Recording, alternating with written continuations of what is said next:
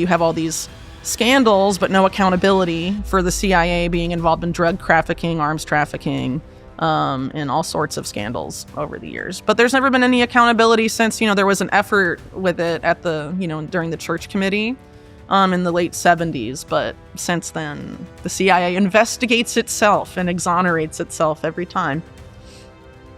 Okay, sorry, I'm just trying to get my head around this. So whilst the CIA, Central Intelligence Agency, is meant to be protecting U.S. interests abroad. They define U.S. interests, I think, as something than what the American public is. So if you look at the CIA's earliest coups, their earliest regime change operations, they were done on behalf of very powerful multinational corporations, like Anglo-American Oil in Iran and the United Fruit Company in Guatemala, some of the earliest examples. So to them, protecting U.S. interests is protecting the interest not necessarily of the American people, but of massive American-based, multinational corporations. Stay alert. The intelligence crime network goes deeper than you think. A hidden intelligence crime network is shaping global power far beyond what most people realize. Beneath the surface of governments and institutions lies a vast web connecting intelligence agencies, organized crime groups, billionaires, powerful banks, multinational corporations, and political elites through a system that spans countries and decades. The deeper investigators dig into these connections, the more alarming the pattern becomes, revealing a global structure of power operating quietly in the shadows. And the further you pull the thread, the more you realize this is not history, it is the present. To understand how this network became so vast, you have to trace its roots back to World War II. In the creation of, the CIA and the OSS and all of that in World War II. But that alliance officially happened. It's known as Operation Underworld, even though the U.S. intelligence community denied it for several decades. They now admit it. But that alliance, it was justified at a wartime necessity. We have to team up with the mob to win the war, right? But after the war, the alliance provably continued. So ultimately, what happened then is that a lot of these rackets that were previously of organized crime, arms trafficking, drugs trafficking, sex trafficking, prostitution, whatever, became, rackets of intelligence services. In what way? Well, I mean, there's a litany of evidence of the CIA being involved in drug trafficking and arms trafficking via illegal means. For many decades. And a lot of those networks that the CIA used go back to the same nexus. I mean, that's basically what volume 1 of my... During the war, U.S. intelligence secretly partnered with powerful mafia figures through a program known as Operation Underworld. American officials wanted help securing ports and gathering intelligence, and organized crime already controlled large parts of the docks and shipping networks, so they made the deal. They brought in Lucky Luciano, one of the most powerful mafia bosses in American history, handed him a reduced sentence, and put his network to work. The ports were secured. The mission succeeded. Luciano was eventually deported back to Italy, where he continued running criminal enterprises without interference. Would they be in bed with these criminals? It's great business. The CIA in the OSS were really mostly Wall Street people, Wall Street lawyers and bankers, and it was great business for them to team up with these people. So basically, it's a new market. It's a illegal market with state protection, and so the CIA more often than not has gone over the competition for those markets, and that's why you have all these scandals, but no accountability for the CIA being involved in drug trafficking, arms trafficking. And all sorts of scandals. But what began as a temporary wartime arrangement opened a door that was never closed again. Intelligence agencies had discovered something they could not unlearn. Criminal networks already had exactly what covert operations required: secret routes, black market contacts, money laundering channels, and influence in places where governments had no reach. Instead of dismantling those networks after the war, intelligence operations began quietly folding them in. Smuggling routes became asset pipelines. Offshore banking became covert funding infrastructure. Black market logistics became the backbone of operations that could never appear in any official budget. And sexual blackmail, a practice intelligence agencies had been refining since the 1950s, became one of the most powerful tools of political control ever developed. These were not side activities. They became core instruments of geopolitical power. The leader, and then the CIA comes in and deposes them and puts in a dictator. I mean, they've done this around the world. Over and over. Over and over again. And I mean, it's not even, they've also interfered in elections throughout Europe. They engaged in things like Operation Gladio, where that was basically teaming up with, the Italian mafia, interests of the Vatican, and the CIA-backed terror groups in Europe. Those terrorist activities were blamed on left-leaning people in order to get people to vote with right-leaning parties to prevent European countries from affiliating themselves with, the Soviet Union. But would they have done that? I don't know. I mean, it was a preemptive thing. And so, I mean, eventually...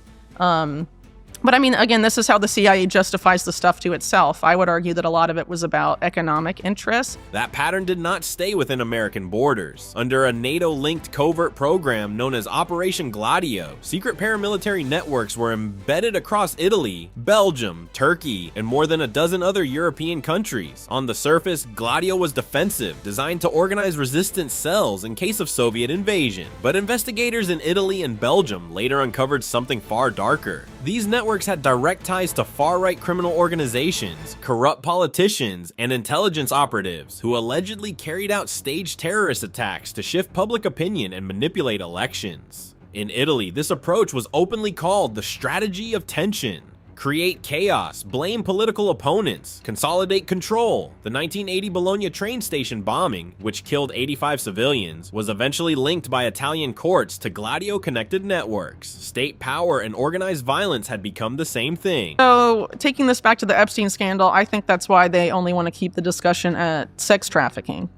Because it's wider than sex. Because it's wider than that. Epstein was absolutely doing a lot of really shady arms trafficking stuff and financial criminality, and they have no interest in getting deep in the weeds there. Because that exposes other people. Sure. Absolutely. And basically, this illusion that our world operates the way, we're told it operates. Yeah, but I think we know it doesn't anymore. The veil has been lifted. I think... The only worry is we move on so quickly, we just forget about this Epstein thing, and it's just this thing in the past. Yeah, it's been pretty persistent in not being forgotten about, which I think now, in the case of the Trump administration, they really wish people would move along and forget about it. This is the world that produced the modern intelligence crime machine, and once you understand that world, Jeffrey Epstein stops looking like an anomaly and starts looking like a product of a very deliberate system. Epstein did not build his network from scratch. He was recruited into one that already existed, and his mentors tell the entire story. Adnan Khashoggi was a Saudi billionaire arms dealer who brokered weapons deals worth billions between governments, intelligence services, and private military contractors across the Middle East. He was a central figure in the Iran-Contra affair, the scandal where the Reagan administration secretly sold weapons to Iran and funneled proceeds to Nicaraguan rebels in direct violation of U.S. law. Friend of Robert Maxwell, who I'm sure we'll get into later, he was a lawyer, among other things. He testified to Congress in the early 70s about what he saw happening, and he talked about the rise of the trans-ideological corporation, where U.S. multinational corporations were basically entering into all these joint ventures and becoming extremely entangled with state-owned companies of the communist East in Russia and China. And he said that this was creating a new economic system of governance that was making the nation state irrelevant. And this is in the early 70s. And a congressman was like, well, do you think this is a bad thing? And he was like, not necessarily. And he was actually at the forefront of making that happen. And a lot of these people, including people like Robert Maxwell, did try and further that kind of vision. So ultimately, if that was happening at the early 70s and they admitted it, a lot of these actors that justified things out of the necessity of the Cold War, just like they justified it with out of the necessity of World War II, it really doesn't add up with what the public justification. Robert Maxwell, the British media tycoon who directly launched Epstein's career and introduced him to elite circles, was identified by multiple intelligence sources as an operative working for Mossad. Maxwell died in 1991 in circumstances officially ruled accidental. He fell from his yacht near the Canary Islands at precisely the moment he was facing catastrophic financial exposure and had reportedly become a liability to the people he served. Douglas Leese, another figure in Epstein's orbit, was among the most powerful weapons brokers on the planet. These were the men who shaped Epstein, handed him access, and walked him into rooms that no ordinary financier could ever enter. Well, it's supposed to be to protect American national security. But national security for a long time has been this huge catch-all, right? Of course, yeah, that's and what I the mean. U.S. has justified all sorts of things under the guise of national security, and presumably continued to do so. So, I don't really give that a lot of weight. I mean, so as an example, like the Reagan administration, when Iran-Contra was being investigated, there was a line of questioning brought up about how the group that was responsible for that in the Reagan administration had developed something called the continuity of government protocols, whereby under a vaguely defined national emergency, basically the entire American Constitution could be suspended. Pretty scandalous stuff. And one of the examples of this vaguely defined national emergency was a widespread nonviolent opposition to U.S. military intervention abroad. And when a congressman tried to ask Oliver North about this at the Iran-Contra trial, they basically shut down the hearing under the guise of national security. Through these connections, Epstein gained access to a world where politicians, royalty, intelligence officials, and billionaires played by completely different rules. And the central mechanism holding that world together was kompromat, the practice of obtaining compromising material on powerful individuals and deploying it as permanent leverage. If you can secretly record a senator, a prime minister, or a CEO in a situation that would end their career or put them in prison, you own them. They vote how you want. They sign what you require. They quietly kill investigations before they reach anything important. This is not speculation. This is documented intelligence tradecraft used by multiple agencies across multiple decades, with Epstein's operation functioning as one of its most ambitious modern expressions. And so Brunel is a lot more connected to Epstein in the sense of the sex trafficking case. So he and Epstein worked together on this modeling agency called MC2, where under the guise of modeling contracts, Brunel would coax a lot of women from places like Brazil, from Eastern Europe, and in Russia, among other places, to come model in the U.S. Epstein would pay for their visas, among other expenses, for this agency, and they would come to the U.S. and be housed at these apartment complexes that are there's multiple attestations to that being a key part of the sex trafficking operation. Allegedly, women's passports were taken, so they were, very controllable under those circumstances. The MC2 Model Management Agency, which Epstein co-founded with Jean-Luc Brunel, served as one of the primary recruitment pipelines feeding that operation. Young women from Eastern Europe, Brazil, and Russia were promised careers in modeling and fashion. Some later alleged they were placed directly into environments controlled by Epstein and his associates. The fashion industry provided the cover story. The promise of opportunity and a better life provided the trap. According to investigators and accusers, this was not a modeling agency that accidentally crossed paths with dangerous people. It was structured to serve the network. A lot about the Bank of Credit and Commerce International, BCCI, that implodes in 1991. It's covered up by William Barr when he was Attorney General, who covered up Iran-Contra, the Promise Software scandal, and BCCI, all as being Attorney General, and later would return to kind of do that and for Trump 1 when he was Attorney General again. But after BCCI implodes, a lot of their portfolio of, organized crime and shady interests goes to the banks of that are sort of related to this guy named Edmund Safra. And Edmund Safra dies in his home, supposedly from, the story is very bizarre, but from arson allegedly set by his American nurse because she wanted to set a fire and then save him from it, but then didn't save him from it. Yeah. It's fine. Anyway, he was very good friends with Robert Maxwell and a lot of these figures that pop up all over the place in the Epstein case. And then who absorbs his banks? HSBC. They basically take those over, and then HSBC gets exposed. Behind all of it sat the financial infrastructure without which none of this could function at scale. The Bank of Credit and Commerce International, known as BCCI, became the most notorious example of what financial complicity inside an intelligence crime network actually looks like. BCCI processes transactions simultaneously for drug cartels, intelligence agencies, weapon smugglers, and corrupt heads of state across 3 continents, operating for years with almost no regulatory interference. When it was finally shut down in 1991, investigators uncovered fraud totaling nearly $20 billion. The financial system absorbed the scandal and continued operating as though nothing had happened, because for the people at the top, nothing had. It wasn't the Panama Papers, but it was like one of those consortium of journalists that published these leaks, basically revealed a lot of prominent people that were part of these HSBC Swiss accounts that had been inherited from Safra. Epstein was one of them.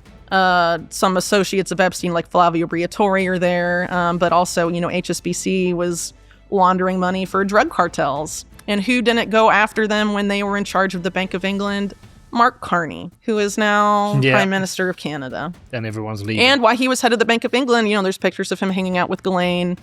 Whose, father Robert Maxwell was banked by Safra, among other things. The reason this network has survived decades of partial exposure is not that it stays invisible. It is that it is bipartisan. The Epstein scandal did not threaten one political party or one ideological faction. It threatened all of them at once. Documented visitor logs at Epstein's properties included powerful figures from across the entire political spectrum. When a full investigation has the potential to destroy people on every side of the divide simultaneously, the political will to pursue it completely does not exist. Investigations go deep enough to manage public pressure, then quietly stop. Prosecutors offer extraordinary deals. Documents stay sealed for decades. And people who know too much have a documented pattern of dying before they can say anything under oath. And during that period of time, one of the top people at the CIA that would have been involved in that is this guy named Alan Wade, who was also intimately involved with total information awareness. And if you look at how total information awareness was described, its privacy protections, it's exactly the same as the way Palantir sold their stuff later on. So there's an insane amount of overlap. And what's crazy here is that Alan Wade, a few years prior, had created a Homeland Security software program that was also pre-crime-esque and similar to what Palantir ended up doing. It was called Kiliad, and he teamed up with Christine Maxwell to do that. The system has not disappeared. It has evolved. What once relied on hidden cameras and physical blackmail has shifted into something far more powerful: mass surveillance. Companies like Palantir, alongside tech giants such as Google, Amazon, and Microsoft, now possess oceans of personal data capable of exposing vulnerabilities on billions of people without a single spy entering a room. Across decades, the names, scandals, and headlines change, but the structure remains: an entrenched network linking intelligence agencies, financial power, corporations, and political elites. The real danger may not be any single scandal, but a vast architecture of influence operating quietly in the background, adapting and expanding every time it is exposed. Which leaves one question hanging over everything: how much of the world we think we understand is actually being shaped by a network most people never see?